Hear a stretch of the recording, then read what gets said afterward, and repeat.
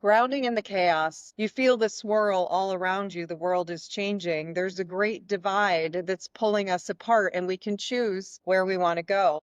Into alignment is going to be the safest space for you to come into alignment with who you are, why you're here. And we must ground to build that support and stability into our body. So we can ground seated and we can also ground standing. I have bare feet. Press your feet into the floor and feel them. Splay your toes out. Squeeze your legs together by squeezing your glutes and squeezing your adductors. Pull your navel into your spine. Feel the connection of your feet with the floor. Tuck your chin towards your chest and plug your fingertips into the earth. When we're seated, we place our hands on our thighs and press down. You can also do this standing or on your really grounding, pressing your hands into your lower abdomen where we store a lot of energetic residue. Release. Shake your feet out.